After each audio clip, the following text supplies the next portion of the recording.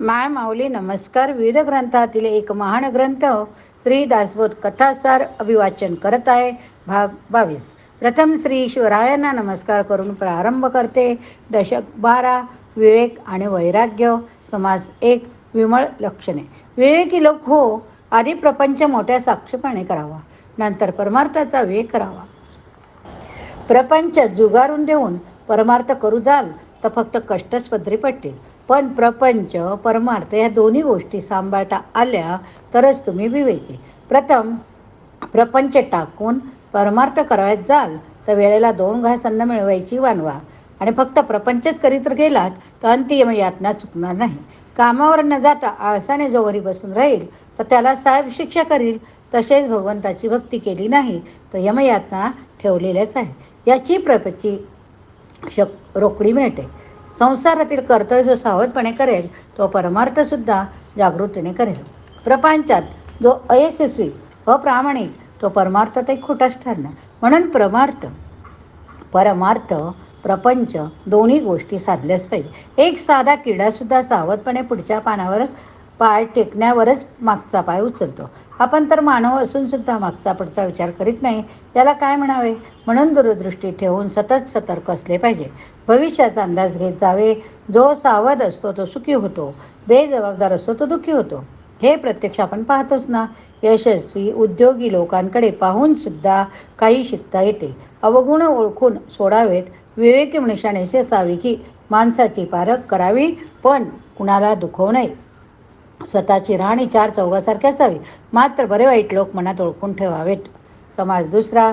प्रत्यय निरूपण. लोक हो, तुम्ही संसारात येऊन पडलाच आहात तर आता मी सांगतो त्यावर विचार करा.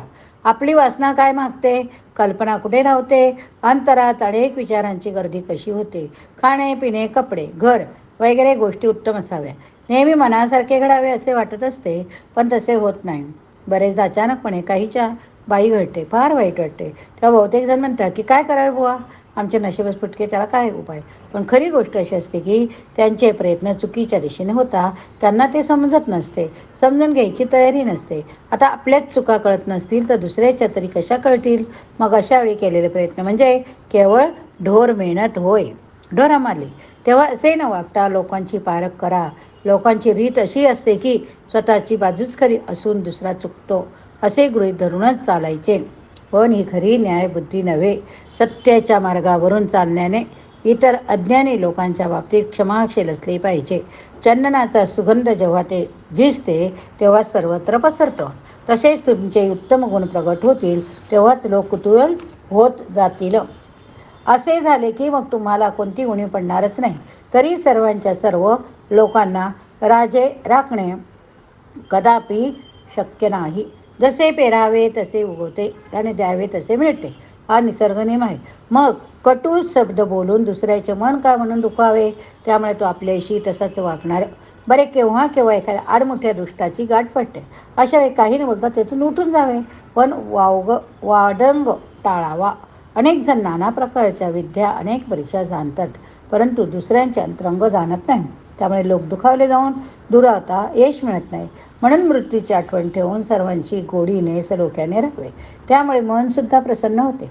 हरिकथा, राजकारण, विद्या वगैरे गोष्टीत मनुष्य पारंगत असून सुद्धा जर प्रसंग ओळखून वागत नसेल तर त्याच्या विद्येला कुणी मनुष्य विचारणारच नाही.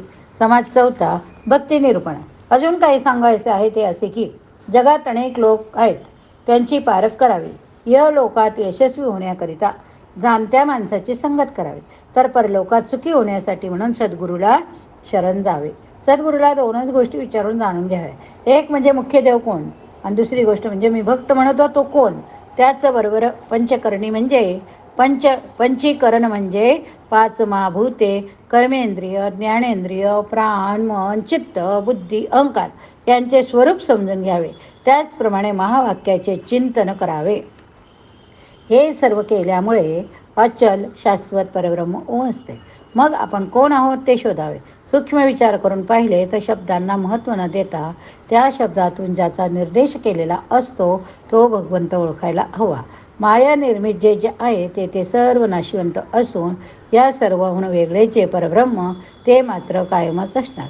जे भ्रामक आहे ते ओळखून सोडून द्यावे. सत्य काय ते स्वीकारावे.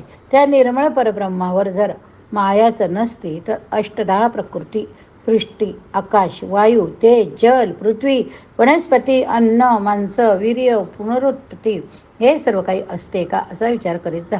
म्हणजे खरा देव कोण हे कळेल. मग मी कोण भक्त असा शोध घ्यावा. म्हणजे देहाची जाणीव नष्ट होत जाईल.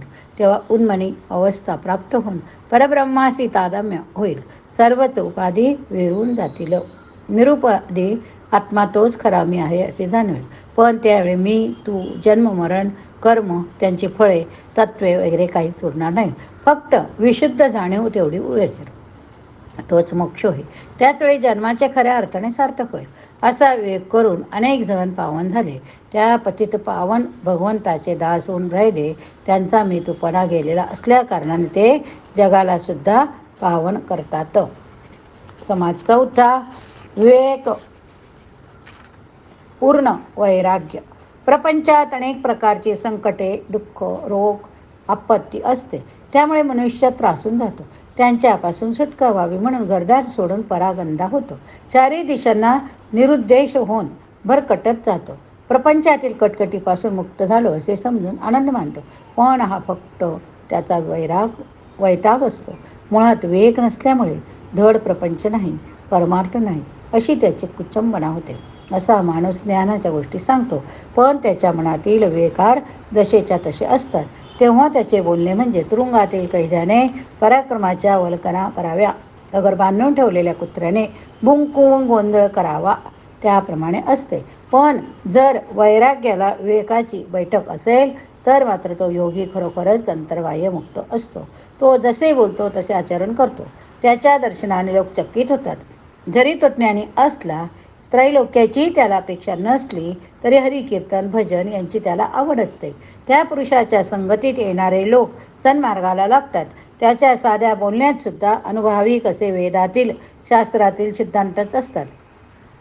जो विवेक, वैराग्य, ज्ञान तिन्ही साधनांनी पूर्ण असतो, जरी तो विरक्त असला तरी प्रयत्नांचे महत्त्व जाणून असतो. त्याचे वैराग्य प्रखर असते, मन उदासीन असते, सगुणोपासना असतो, इतरांकडूनही करवितो. विवेकपूर्ण वैराग्य असे असते. नुसतेच वैराग्य म्हणजे हेकटपणा, मूर्खपणा होय. विवेकासहित वैराग्य असणे हे मोठेच भाग्य होय. समास पाचवा, आत्मनिवेदन. जरा बारकाईने विचार केला तेव्हा असं आढळतं की भारंभार शास्त्र, वेद, पुराणे, श्रुती, स्मृती, निरूपणे सर्वांचे मूळ शब्द होय. शब्द म्हणजे अक्षरांचा समूह असतो. अक्षराला मूळ आहे रेषा, तिलाही चारी बाजूने विस्तारून अक्षरे बनली. रेषेचे मूळ बिंदू, बिंदूचे मूळ ध्वनी, शब्द उच्चाराने मूळ वैखरी, तिचे मूळ मध्यमा, तिची पश्चंती, तिचे मूळ परा, तेथून ओंकार उमटला, मग त्यातून मातृका, त्यातून मग 14 विद्या कला उत्पन्न होत गेल्या.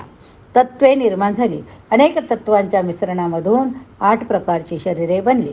8ही देहाचे प्रकारचे देह वेगळे करून पिंड, ब्रह्मांड यांची वर्णी, सहारणी यांचा विचार करून पाहिले म्हणजे सर्वांचा निराश होऊन फक्त निर्मल असे ब्रह्म तेवढे उरते. जे जे सृष्टीत आहे ते सर्व जड असून आत्मा हा चंचल आहे. पुन्हा निश्चल असे जे परब्रह्म ते वेगळेच नव्हे. काया, वाचा, मन यांच्यासह मी देवाचा आहे, तो जसे ठेवील तसाच मी राहील. हे जड आत्मनिवेदन होय. सर्व चंचल सृष्टीचा करता जगदीश्वर आहे. सर्व प्राणी मात्र त्याचाच अंश आहे. सर्वत्र तोच असून त्याच्याशिवाय काहीच नाही. हा चंचल आत्मनिवेदनाचा प्रकार आहे. पण जेव्हा एखाद्या स्वप्नाप्रमाणे हे चंचल दृश्य जगदीश्वरासह विरून जाईल तेव्हा केवळ निश्चळ निराकार असे परब्रह्मच उरेल. तेच निश्चळ आत्मनिवेदन जाणावे. या तिन्ही प्रकारात मीपणाला मात्र स्थानच नाही. तुम्ही हे स्वतः करून पहा, मग मी काही बोलण्याची आवश्यकताच उरणार नाही. या ठिकाणी हा भाग संपला. पुढील समासात आपण सृष्टीच्या उत्पत्तीचा क्रम बघणार आहोत. हरये नमः. गणाधीश तो ईश सर्व गुणांचा, मूळारंभ आरंभ तो निर्गुणाचा. नमो शारदा मूळ चत्वार वाचा, गमो पंत आनंत या राघवाचा. जय जय रघुवीर समर्थ. जय जय रघुवीर समर्थ.